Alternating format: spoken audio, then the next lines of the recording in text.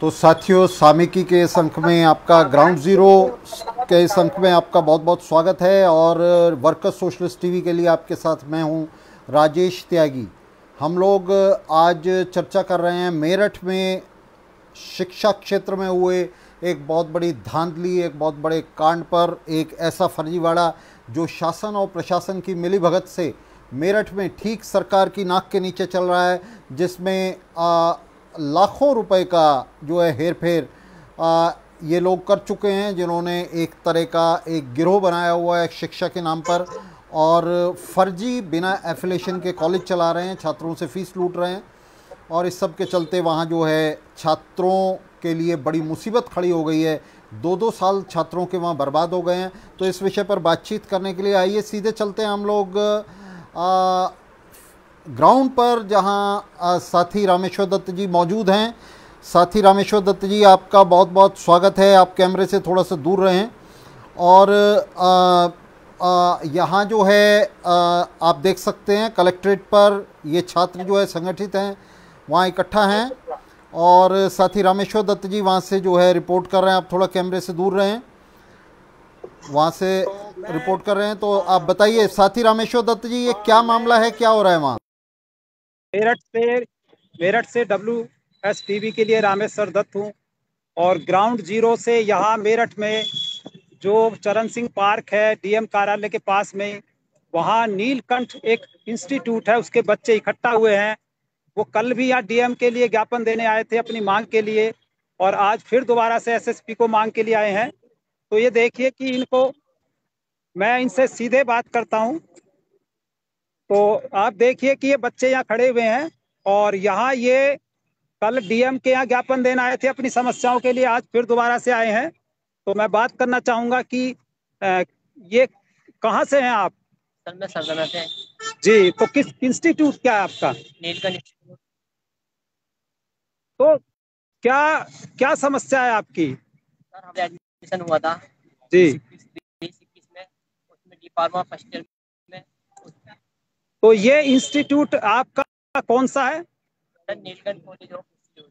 तो क्या समस्या हुई आपके एडमिशन में? हमारा एडमिशन पिछले ईयर जब हुआ था तो हमारे से फीस ले ली गई कि आपका एडमिशन हो गया। अब हमारा एग्जाम हुए तो उसमें बोला कि आपका एडमिशन नहीं है। ठीक ठीक। तो क्या आपका कोई हल इंस्टीट्यूट वालों ने नहीं निकाला? सर हाँ, उन्होंने कुछ नहीं निकाला। उन्होंने बोला कि फीस ले लो वापस, और हम ज्यादा उनसे बात कर रहे हैं तो हमें खींच रहे हैं, हमारे साथ हत्तापाई कर रहे हैं। तो आप बी फार्मा के 1 साल पूरा हो चुका है या अभी पहला साल है? सर पहला साल है, फर्स्ट ईयर ही था हमारा। एग्जाम हो चुके एग्जाम को लिए एनरोलमेंट नंबर जो दिया था उसमें नेम नहीं था, हमारा नेम नहीं था। तो आपने इसका मतलब एडमिशन फर्जी रहा आपका? सर एडमिशन फर्जी ही रहा। उनके मुताबिक कॉलेज वालों ने जो किया कि यूनिवर्सिटी पे पूरा डाटा नहीं गया, तो हमारा एडमिशन नहीं हुआ। तो आपने कितनी फीस दी इसके लिए 1 साल के लिए? सर हमने फीस दी 70,000। तो आप 70,000 के बाद, फीस के बाद जो 1 साल पूरा हो गया, तो आपने जब एग्जाम का समय आया, अभी कब हुए थे एग्जाम ये पिछले? सितंबर थे 19। तो एफिलिएशन नहीं थी क्या इंस्टीट्यूट की? बी फार्मा की एफिलिएशन थी नहीं क्या? नहीं थी। तो आपका फिर इसका मतलब जो एग्जाम के समय एनरोलमेंट नंबर आया उसमें क्या हुआ आपका? सर उसमें मेरा नाम सालम है, उसमें आ रहा है सूरज। मेरे पापा का नाम अयूब है, उसमें आ रहा है शिवलाल। हाँ, तो इसका मतलब ये है का जो एनरोलमेंट है वो इंस्टीट्यूट में नहीं हुआ, और आपके जब एग्जाम का वक्त आया तो आपका एग्जाम नहीं हो सका। Yes sir. तो जब आपने ये शिकायत इंस्टीट्यूट से की कि हमारा एनरोलमेंट सही नहीं है, तो उन्होंने क्या जवाब दिया? सर उन्होंने ये जवाब दिया कि अब फिर दोबारा एडमिशन हो रहे हैं फर्स्ट ईयर में, ले लो या फर्स्ट ईयर में एडमिशन ले लो। जी जी जी। तो आपने उसके बाद वहां से जब एग्जाम नहीं हुआ, फीस वापस देने के लिए कहा उन्होंने? यस सर, उन्होंने फीस लेने के लिए कहा वापस। लेकिन आपका साल खराब हो गया, फिर अगले साल के लिए आपका क्या हुआ? सर वे बोल रहे हैं कि वहाँ के DG बोल रहे हैं कि एक ईयर तो ऐसे ही खराब हो जाता है बच्चों का। फिर कौन? Director general? हाँ डायरेक्टर जनरल। वे बोल रहे हैं कि उतार चढ़ाव लाइफ में आते रहते हैं, कि एक ईयर खराब ऐसे भी हो जाता है, कोई बच्चे छोड़ भी देते होता है, कोई बच्चा फेल भी होते हैं, तो ऐसे तो तुम्हें ऐसे ही 8 ईयर्स तो ऐसे ही जब चला जाता है। तो आप ये वे बोल रहे हैं जी, तो आप वहां से मिले, उसके बाद आपने क्या शिकायत की? जैसे यूनिवर्सिटी आप गए क्या इस बारे में? सर यूनिवर्सिटी तो अभी नहीं, कॉलेज ही गए थे बस। जी जी, तो मैं अभी किसी दूसरे साथी से बात करना चाहूंगा। आप भी वहीं पढ़ रहे हैं? ये आपका शुभ नाम? जी, तो आप इन्हीं के साथ हैं जो सेकेंड ईयर ये बता रहे हैं, लास्ट ईयर के? तो बी फार्मा में आपका D pharma, diploma in pharmacy, तो आप डिप्लोमा इन फार्मेसी में इस इंस्टीट्यूट में एडमिशन लिया आपने 2020-21 में। तो 20-21 में जब एडमिशन लिया तो क्या आपको भी इतनी फीस चुकानी पड़ी जो बता रहे हैं दूसरे साथी शाह आलम? जी जी, ये सच बात है। लेकिन बात है, हमें उतनी फीस नहीं चुकानी पड़ी, हमें हमारी हमारी और ज्यादा फीस है यहाँ। ऐसा कैसे कि और ज्यादा फीस है? यहाँ हर बच्चे की अलग अलग टाइम के मुताबिक फीस है। किसी की 80,000 है तो किसी की 90,000 है। सोर्स के मुताबिक यहाँ 50 भी हो सकती है, 40 भी हो सकती है, ये सोर्स के मुताबिक है। तो हमें 90,000 रुपये इंस्टीट्यूट आपका बता रहे थे? ये इंस्टीट्यूट जो है नीलकंठ ग्रुप ऑफ इंस्टीट्यूट, ये मोतीपुरम में है। नीलकंठ इंस्टीट्यूट ऑफ टेक्नोलॉजी जी, मोतीपुरम मेरठ के पास। अच्छा, मेरठ के रोड पर हुआ शायद, मुजफ्फरनगर रोड पर चलकर। जी जी जी, तो आपने यहाँ हॉस्टल ले रखा है या यहीं के रहने वाले हैं? मैं खतौली से हूँ, खतौली कस्बा। तो वहां से रोजाना आ रहे थे? जी जी, डेली अप डाउन। तो आपने 1 साल तक कॉलेज में आते रहे? जी जी, हमारी अटेंडेंस है वहाँ। करीब 80,000 आपने फीस दी। जी, इस तरह से आपका साल भी खराब हो गया। जी, तो क्या कितने छात्र ऐसे हैं जिनका एनरोलमेंट सही नहीं आया और एग्जाम नहीं दे सके? 50 बच्चे ऐसे हैं और 3-4 बच्चे ऐसे भी हैं जिनका एनरोलमेंट नंबर ही नहीं आया, यानी कि कोई रिकॉर्ड है ही नहीं बिल्कुल भी, यानी जिनका एनरोलमेंट गलत आया। जी, और 5-6 बच्चे ऐसे हैं, 5-6 बच्चे ऐसे एनरोलमेंट हुआ ही नहीं, लेकिन वो भी इसी तरह के हुए चूंकि उनको भी। जी जी जी, वो हमारी कैटेगरी में आए। हाँ, तो जैसे आपने बार बार कोशिश की होगी वहाँ प्रशासन से, डायरेक्टर जनरल से। असल में 3 माह पहले हमें इस कॉलेज की इस जिम्मेदारी, इसकी लापरवाही का पता लगा था, तो हमने वहाँ शिकायत की कॉलेज को, और कॉलेज ने हमें लगातार झूठा आश्वासन दिया कि आपका, हमें टाइम देते रहे वो कि 15 दिन बाद ठीक हो जाएगा, 10 दिन बाद ठीक हो जाएगा, अब आए तब आए। और पहली बात तो अब हमारी बात सुनने को तैयार नहीं है, हमें गेट से बाहर निकाला जा रहा है, कोई हमारे सुनने। ये नोटिस है, ये रजिस्ट्रार ऑफिस का नोटिस है, यहाँ गेट पर साफ साफ लिखा है डी फार्मा स्टूडेंट्स अलाउ नहीं है एंट्री। एक नोटिस भी दिखा रहे हैं जिसको मैं पढ़ सकता हूँ कि किसी भी स्टाफ को न दिया जाए डी फार्मा स्टूडेंट। हाँ, डी फार्मा स्टूडेंट इनको न दिया। ये नोटिस आपको बाई हैंड दिया या चस्पा किया? ये गेट पर लगा हुआ है इनका नोटिस, हमने वहां से फोटो क्लिक किया एज ए प्रूफ। तो क्या है नोटिस में, जो पूरा बताइए। इस नोटिस में है D pharma student is not allowed in registrar office. Registrar office में फर्स्ट ईयर के स्टूडेंट जो है, डिप्लोमा के स्टूडेंट जो है अलाउ नहीं है, एंट्री अलाउ ही नहीं है। यानी मतलब शिकायत हम कहाँ बताएं? आपके इंस्टीट्यूट का है? जी, हमारे ही इंस्टीट्यूट का है, रजिस्ट्रार ऑफिस का। तो रजिस्ट्रार ऑफिस जो आपका, वहाँ एक नोटिस लगा दिया गया, देखिए दिया गया उस नोटिस,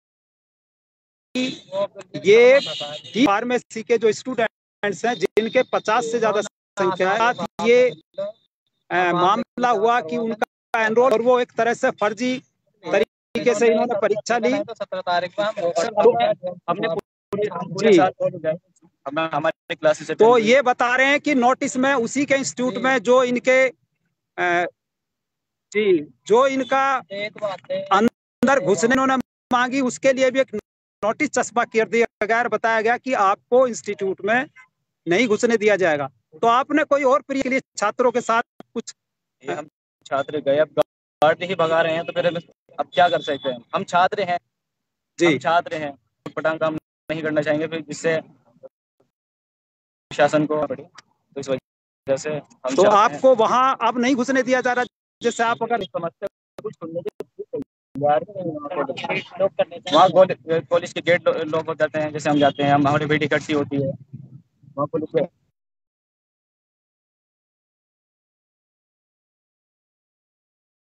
प्रॉब्लम सुने तो हम बताएं उसको, लेकिन वो सुनने के लिए तैयार नहीं है, बल्कि हमें झूठे आश्वासन लगातार अभी भी दिए जा रहे हैं कि वेट कीजिए, स्टार्ट होने वाला है, हमारे साथ के बच्चे पढ़ रहे हैं, हमें दुखी, हम उनके साथ नहीं बैठ पा रहे हैं।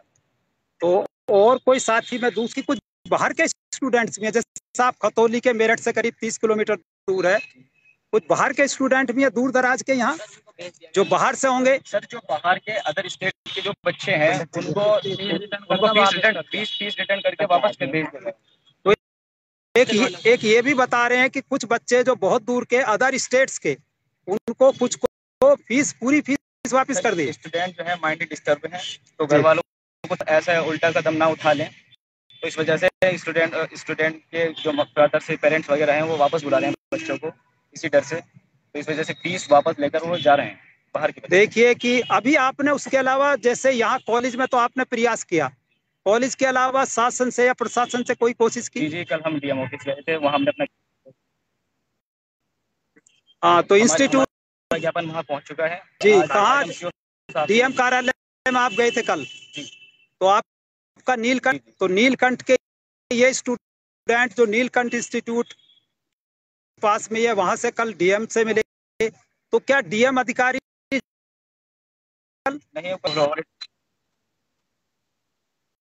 तो इंस्टीट्यूट के मालिक कौन है? ये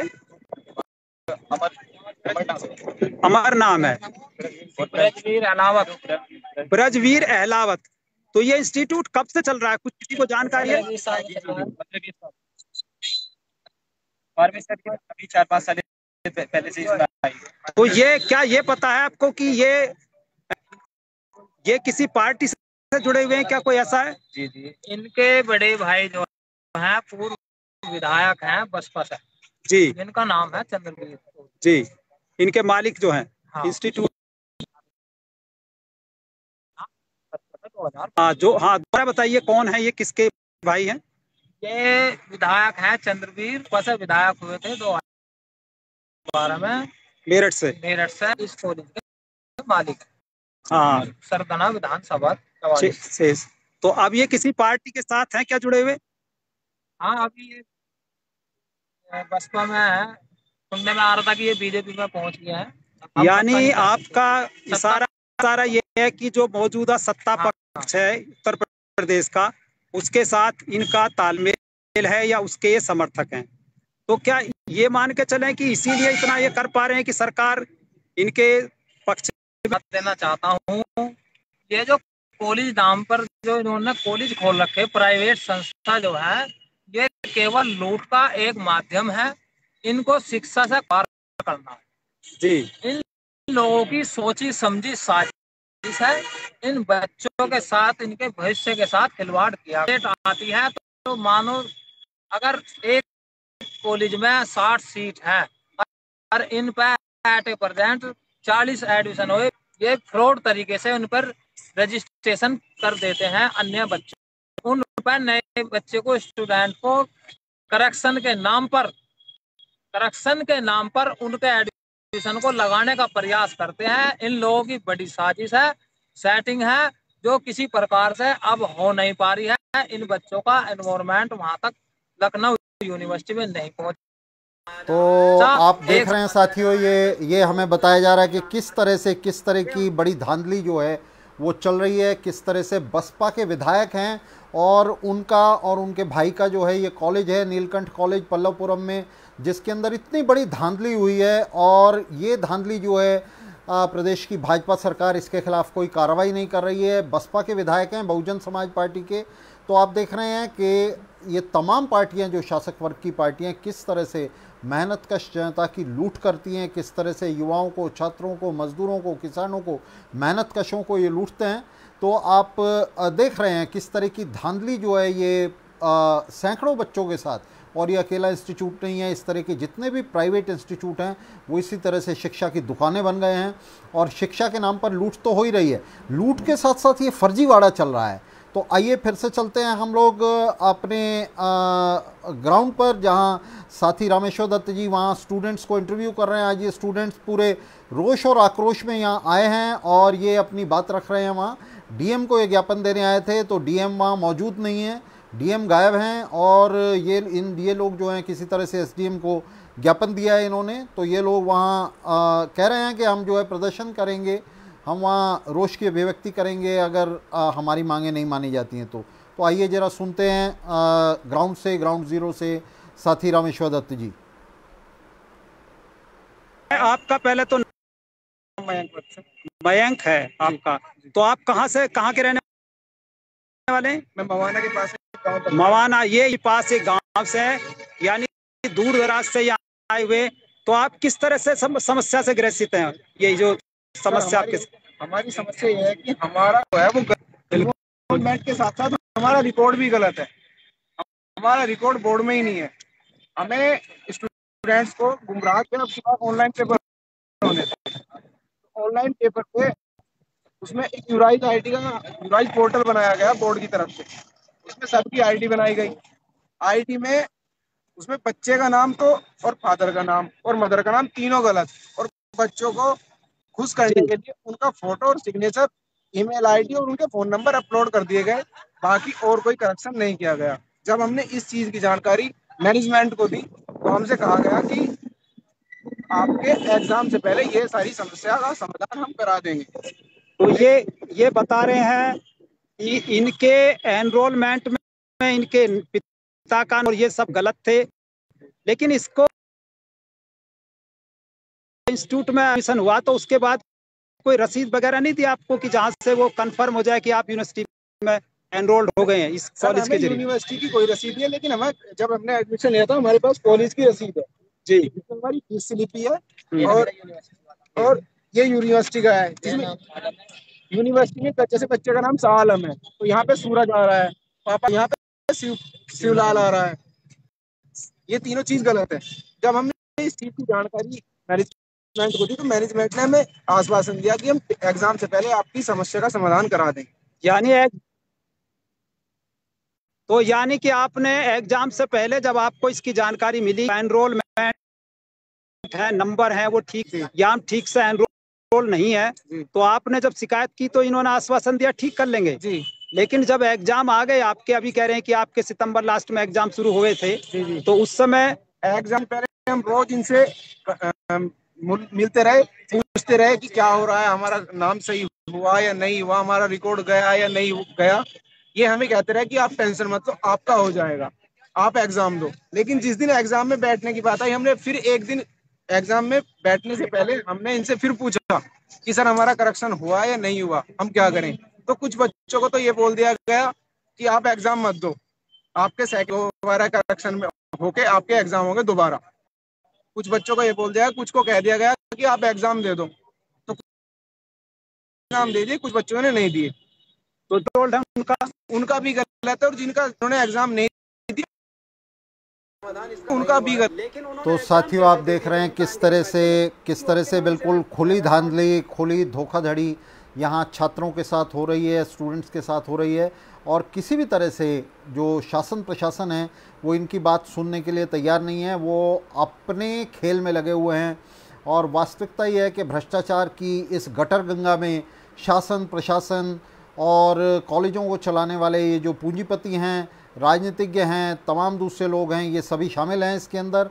और आइए आगे के लिए हम चलते हैं साथी रामेश्वर दत्त जी के पास, जो ग्राउंड से रिपोर्टिंग कर रहे हैं। सुनते छात्रों को किस तरह की जाति, किस तरह का अन्याय जो है उनके साथ वहाँ लगातार हो रहा है।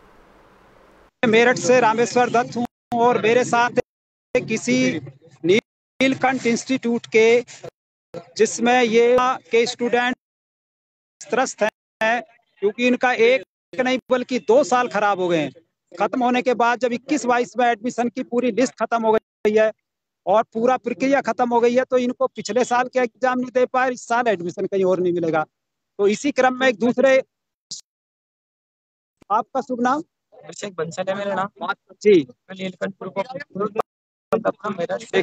बात कर रहा हूँ। हाँ, मेरा नाम अभिषेक बंसल है। अभिषेक बंसल जी, तो आप भी इन्हीं के साथ? हाँ, तो आप भी इन्हीं के साथ हैं। उसी सेशन में 2020-21 में आपने एडमिशन लिया, तो आपने पूरी फीस जमा की, तो आपको एग्जाम से पहले कब पता चला? एग्जाम 3 महीने पहले। तो आश्वासन दिया कि ठीक हो जाएगा, ये तो हर बार सब किया जाएगा, फिर भी जब तक ठीक नहीं हुआ है कि एग्जाम से एक दिन पहले भी हम गए कॉलेज, फिर भी इन्होंने कहा कि नहीं ठीक हो जाएगा, फिर होने के बाद भी ठीक हो जाएगा। तब तो आपने एग्जाम दिया? हाँ, मैंने पूरे एग्जाम दिए। और बाकी आपके कुछ साथियों ने एग्जाम नहीं दिए? वो पुलिस वाले कह रहे थे कि एग्जाम दो या ना दो, तुम्हारी मर्जी है। तो ये ऐसे क्यों कहा? उन्होंने ये आश्वासन नहीं दिया कि हम ठीक करा देंगे और आप एग्जाम दे दीजिए? जी, उन्होंने कहा कि आप एग्जाम दो, कोई दिक्कत नहीं है, हम ठीक करा देंगे बाद में। जी। तो आपने कितनी फीस जमा की? मेरी फीस 70,000 रुपए गई हुई है। 70? और पूरी फीस क्या एक या 2 बार में? जी, वो थोड़ा किस्तों में दिए। फीस दे रहे थे आपको बीच में कि ये हमारा जो इंस्टीट्यूट है ये ठीक से मान्यता प्राप्त या इसको या नहीं है यूनिवर्सिटी से? हाँ, ये तो है, सब है, कॉलेज का अच्छा नाम भी है। अच्छा नाम है। कॉलेज तो कब से चल रहा है नीलकंठ इंस्टीट्यूट? करीबन 15-16 साल से चल रहा है। तो 15-16 साल पुराना कॉलेज, जो माना जाना कॉलेज है, जो ऐसा आप बता रहे हैं, और ये बड़ा फेमस है, तो इसके बावजूद भी इन्होंने ऐसे फर्जी एडमिशन ले लिए। तो आप अभी डीएम से मिले थे, सुना बता रहे थे कल, तो जिलाधिकारी ने क्या आश्वासन? हमारा काम चल रहा है, थोड़ा वेट करो, जांच चलाई जा रही है। तो आज डीएम साहब ने जांच कमेटी बैठाने के लिए बोला है और वो कमेटी बैठा के उसकी जांच कराएंगे निष्पक्ष रूप से। ये डीएम साहब ने बोला, एसएसपी साहब ने बोला? ये डीएम साहब के पास जब हम कल गए थे, तो वहाँ से डीएम साहब हुए थे, तो वहाँ पे एसडीएम साहब हमें मिले। एसडीएम साहब ने आश्वासन दिया कि हम कमेटी बना के उसकी जांच कराएंगे।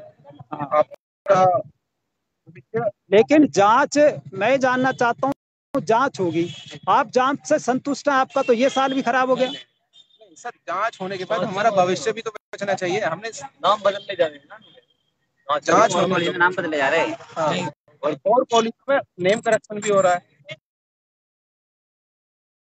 ये साल खराब हो गया, अगला भी हो गया।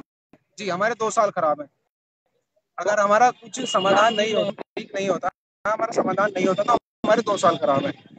अच्छा, अभी आज आप एसएसपी महोदय से मिले तो वहां से क्या आश्वासन मिला? वहां से ये मिला कि हम जांच कर रहे हैं, जांच करेंगे इसकी। आप अभी लिखे देता हूँ, अभी रिसीविंग लेके हम लेके आए हैं, तो उन्होंने 2 दिन सैटरडे आके हमसे मिलो, इसकी जांच कराएंगे। अच्छा, ये बताइए कि अगर जांच कराएंगे, जांच में निश्चित है कि इतना जल्दी कुछ होने वाला नहीं है, क्योंकि आपका अगला साल भी, आपको उम्मीद है कि क्या ये अगले साल के लिए एनरोल कर लेंगे? नहीं सर, अगर हमारी जांच होने के बाद हमारा साल नहीं बच रहा है तो हम सर भूख हड़ताल करेंगे। तो भूख हड़ताल करेंगे? ये 17 तारीख से 17 तारीख से आपने कोई रणनीति बनाई है? जैसे आप एसएसपी महोदय से मिले और आप व्यथित और परेशान है और आपको लग रहा है जांच जांच जांच, ये जांच के नाम पे आपको जो एक समय दिया जा रहा है, तो क्या अब अगली रणनीति है आपकी? आ जाइए, पास आ जाइए। आपकी अगली रणनीति क्या है? जैसे आप यहाँ मिले तो अगली कोई रणनीति बनाई होगी? अगली रणनीति ये है कि हमने सबने मिलकर बात ही करी, या फिर हम के बाहर जब तक हमारी बात सुनी जाए कि हम यहाँ पे बैठे रहें, तब तक जांच नहीं जाती। तो आपकी 2 साल खराब हो गए, तो घर वाले भी व्यथित होंगे आपके इससे? पूरे परेशान है घर वाले, उन्होंने पूरा हक दे रखा है हमें कि हम इस फील्ड में जाए और अपना जो बोले कॉलेज से। तो आपके लगभग 2 साल खराब हो गए। अब 2 साल के बाद जांच, पहले डीएम महोदय के गए यहाँ, आप वहाँ भी जांच की, कहा एसएसपी महोदय से मिले, चूंकि ये कानून का मसला है। फिर आप एसएसपी महोदय से मिले तो एसएसपी महोदय ने भी, आज आप बता रहे हैं कि 2-3 दिन का समय दिया, और तो आप इसका मतलब आपके तो नील के सीधे सीधे खराब कर, 2 साल पूरे खराब कर दिए उन्होंने। तकरीबन 7 बच्चे ऐसे हैं जिनके 2 कैसे बचेगा? ये तो निश्चित है, साल नहीं बचेगा आपका। ये भी क्या लग रहा है? फिर सर, पुलिस बोल रहा है कि अभी चेंज हो जाएंगे नेम। हम देखते हैं जो जांच होती है, क्या पता पुलिस पे दबाव बनाया जाए तो वो नेम चेंज करा दे। और अदर कॉलेजों में नेम चेंज हो भी रहे हैं, लेकिन हमारा कॉलेज साफ साफ कह रहा है कि फीस वापस ले लो। तो आप अभी कह रहे थे कि आप अगर 17 तारीख को कुछ करने जा रहे हैं? हाँ, हंगामा करेंगे, पूरा छात्र संघ का पूरा वो करेंगे। कहाँ जुटेंगे आप? डीएम के बाहर खड़े रहेंगे जब तक जांच नहीं। 17 तारीख को जुटेंगे तो क्या 17 तारीख को आप क्या दोबारा से कोई मांग पत्र सौंपेंगे? क्या करेंगे? पत्र सौंपेंगे। बिल्कुल। हमारा जो मांग पत्र होगा वो यही होगा कि हमारा साथ अन्याय किया जाए, न्याय ना किया जाए, न्याय किया जाए, न्याय किया जाए। लेकिन न्याय तो हो ही नहीं रहा जी। आश्वासन अगर मिल रहे हैं तो आपके जो हमारी 2 दिन के बाद कोई कार्रवाई नहीं होती तो फिर हम बैठ जाएंगे, धरना दे देंगे वहाँ पर जब तक हमारी जांच। तो क्या आप ये नहीं चाहते कि जिस तरह से पुलिस के पास भी गए और उनके वो कह रहे हैं जांच करेंगे, लेकिन जो इतना बड़ा फ्रॉड आपके साथ हुआ है तो उनकी गिरफ्तारी नहीं होनी चाहिए? जी बिल्कुल, गिरफ्तारी होनी चाहिए कि आने वाले समय में और बच्चों के साथ और बच्चों का भविष्य खराब ना हो जैसा हमारा हुआ है आगे। तो उसके लिए कोशिश आपका आपने अपने इसमें ज्ञापन में FIR दर्ज करा दी है एसपी के यहाँ ऑफिस पर। उन्होंने कहा है कि FIR भी कराई उनके खिलाफ? जी हाँ, उन्होंने हमें स्लिप दी है 420 का रोड। तो 420 धोखाधड़ी का इन्होंने उसमें ज्ञापन में एक चार्ज लगाया है और कहा है कि उसकी स्लिप ले लिए कि उस पर जांच हो। लेकिन जांच अगर नहीं होती है, जैसे आप 17 को फिर डीएम कार्यालय पर आ रहे हैं, सभी बच्चे और ज्यादा भीड़ के साथ आ रहे हैं, तो तब आप क्या करेंगे? 17 को ज्ञापन ही देंगे क्या? ज्ञापन में अगर यहाँ अगर धरने से भी कुछ यूनिवर्सिटी में अपना देखते हैं कि ये लोग जो है तैयारी कर रहे हैं संघर्ष के लिए और 17 तारीख से मेरठ में जो है ये मिलकर भूख हड़ताल करेंगे, डीएम ऑफिस के बाहर, यूनिवर्सिटी के बाहर जाएंगे और तमाम तरह की ये कार्रवाई जो है ये करेंगे छात्र मिलकर। और ये लड़ाई जो है ये संघर्ष इनका आगे चलेगा। इस सब संघर्ष के बैकग्राउंड में हालांकि एफआईआर हो जाएगी, गिरफ्तारी हो जाएगी, जांच होगी, लेकिन छात्रों का ये जो बड़ा नुकसान हुआ, 2-2 साल छात्रों के ख़राब हो गए हैं, इसका कोई जो रास्ता है छात्रों के लिए वो दिखाई नहीं दे रहा है। शिक्षा के क्षेत्र में ये धांधली निजीकरण का, प्राइवेटाइजेशन का नतीजा है और इस प्राइवेटाइजेशन में जितने बाहुबली हैं, जितने मंत्रियों संतरियों के रिश्तेदार हैं, बड़े अफसरों के रिश्तेदार हैं, उन सब ने इसको धंधा बना लिया है, शिक्षा को इसको बिज़नेस बना लिया, व्यापार बना लिया है। और ये हज़ारों हजार छात्रों का, पूरे देश में अगर इस हिसाब से देखें तो लाखों लाख छात्रों का जो भविष्य है वो ख़राब हो रहा है। तो ज़रा आप इनसे पूछिए साथी आरडी कि ये किस तरह से सोच रहे हैं, क्या सोच रहे हैं, ये किस तरह से इनका ये साल बच पाएगा, ये जो 2 साल का नुकसान हुआ है इसको कौन कंपनसेट करेगा, इसके लिए कौन हर्जाना देगा इनको। तो मेरे साथ नीलकंठ इंस्टीट्यूट के एक दूसरे छात्र हैं, इनका नाम मैं जानना चाहूंगा। नाम क्या है आपका? सागर शर्मा। साथ भी वही समस्या है जो आपके साथ 50? मेरे साथ तो कुछ अलग ही समस्या है। हम 2-3 स्टूडेंट ऐसे हैं जिनका 20 में एडमिशन हुआ और कॉलेज गए, तब अगस्त में नंबर आना था, इन्वॉल्वमेंट नंबर नहीं आया और तब हम इन्वॉल्वमेंट नंबर नहीं आया, उसके लिए हम कॉलेज में जाके कहा कि हमारा इन्वॉल्वमेंट नंबर नहीं है। तो उन्होंने देखा तो उन्होंने साफ मना कर दिया, तुम्हारा एडमिशन ही नहीं है। बल्कि जब 50% फीस जब मिलती है हमारी और फीस सबमिट होने के बाद फीस स्लिप भी हमारे पास प्रूफ भी है, उन्होंने कह दिया तुम्हारा एडमिशन है ही नहीं, तुम अपनी फीस लो और घर जाओ या फिर नेक्स्ट ईयर रहने दो, अभी एडमिशन होंगे तब इसमें एडमिशन लेना। देखिए, नीलकंठ इंस्टीट्यूट के ये छात्र भी उसी तरह से पीड़ित हैं और अपना दुख व्यक्त कर रहे हैं। बहुत सारे छात्र उधर जाकर बैठ गए हैं और अपने संघर्ष को, अभी तक जो लग रहा है इनके लगातार ज्ञापन और इनकी याचना और बार बार इंस्टीट्यूट और प्रशासन से केवल इतना हुआ है कि इनको एक आश्वासन बार बार मिल रहे हैं, आश्वासन पे आश्वासन देते गए कि तुम्हारा एडमिशन हो जाएगा।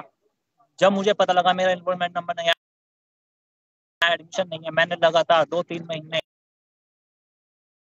कभी बोलते हैं संडे आओ, उसमें मंडे आओ, ट्यूसडे आओ बोलते हैं। आप देख रहे हैं किस तरह से छात्रों को चक्कर दिया जा रहा है। मंडे आओ, ट्यूसडे आओ, कल आओ, परसों आओ, एफआईआर हो गई है, कंप्लेंट चली गई है, उसके बावजूद इन लोगों की गिरफ्तारी नहीं हो रही है, जिन्होंने छात्रों से लाखों रुपए लूटे हैं और शिक्षा के नाम पर ये दुकान चलाते हुए उनके भविष्य का, उनके बेशकीमती समय का सर्वनाश कर दिया है। बी फार्मा, डी फार्मा और इस तरह की तमाम डिग्रियों को बेचा जा रहा है। उनके नाम पर बाकायदा दुकानें चलाई जा रही हैं, बाकायदा व्यापार किया जा रहा है और इस सब के बीच में लाखों छात्रों का भविष्य इसी तरह से अंधकार में लटकाया जा रहा है। पूरे देश के अंदर ये चल रहा है। ये जो शिक्षा की निजी दुकानें हैं, इन्होंने शिक्षा की धज्जी उड़ा कर रख दी है। यहाँ डिग्रियों की बाकायदा बिक्री हो रही है, पैसे लेकर डिग्रियाँ दी जा रही हैं, क्लासेस नहीं लगती हैं, कोई कक्षा नहीं लगती हैं, किसी तरह की पढ़ाई नहीं होती है और बच्चों से पैसे लूटे जाते हैं। बहुत सारे मामलों में एफिलिएशंस तक नहीं हैं। उसके बावजूद कई कई साल कॉलेज चलते रहते हैं, पुलिस प्रशासन आराम से सोया रहता है। दरअसल इनसे बंधा हुआ हफ्ता महीना ये पुलिस थानों को, अफसरों को, प्रशासन को पहुंच जाता है और इस सब के चलते इनके खिलाफ़ कोई कार्रवाई नहीं होती। तो इस तरह से आप देख सकते हैं कि किस तरह से ये जो पूंजीवाद है हमारे समय का, जिसमें धीरे धीरे आप देख रहे हैं स्वास्थ्य को, शिक्षा को और तमाम जो ज़रूरी साधन हैं ज़िंदगी के, उनको अपनी लपेट में लेता जा रहा है। इस सब के चलते किस तरह से इस पूंजीवाद ने सामाजिक जीवन की धज्जी उड़ा कर रख दी है। लाखों लाख युवाओं, छात्रों का भविष्य जो है वो अंधकार में कर दिया है। उनके पास ऐसी डिग्रियां हैं जिनकी कोई अहमियत नहीं है और उन्हें एडमिशन दे दिए जाते हैं और जब एग्ज़ाम में जाते हैं तो कह दिया जाता है कि आपकी एफिलिएशन नहीं है, आपका एनरोलमेंट नंबर नहीं आया और हज़ार तरह के बहाने। तो ये जो छोटी छोटी दुकानें हैं कुकुरमुत्तों की तरह जो सड़क के किनारे उगाई हैं, हर राजमार्ग के किनारे, ये हज़ारों की तादाद में जो है ये इस तरह के medical college, engineering college, B pharma, D pharma और इस तरह के तमाम जो है कॉलेज ये सामने आ गए हैं, जिसमें छात्रों, युवाओं को, मेहनतकश जनता को लूटा जा रहा है और इसको जो सरकार है वो इसको रोकने के बजाय इसे फैसिलिटेट कर रही है, इसको आगे बढ़ा रही है। लगातार आप देख रहे हैं किस तरह से कांग्रेस के समय में शुरू हुआ ये निजीकरण नरेंद्र मोदी के समय में 7वें आसमान पर पहुंच रहा है, स्पायरलिंग हो रही है उसकी। और इस सब के बीच में जो मेहनतकश जनता है वो बहुत बुरी तरह से दोहरे तीहरे पाठ के बीच में जो है पिस रही है। युवा पिस रहे हैं, छात्र पिस रहे हैं। तो पूंजीवाद ने एक तरह से नर्क की रचना कर दी है और ये लोगों के लिए एक अभिशाप बनकर जो है सामने आ रहा है। तो साथियों, इस सब के बीच में हम आपसे जो है लगातार बातचीत करते रहेंगे, आपके साथ मौजूद रहेंगे और इस तरह का भंडाफोड़ करते रहेंगे। 17 तारीख को जब ये छात्र आंदोलन करेंगे तो हम इनके साथ रहेंगे और आपके बीच में जो है ये ग्राउंड रिपोर्टिंग करते रहेंगे। तो बहुत बहुत शुक्रिया आपका, बहुत धन्यवाद।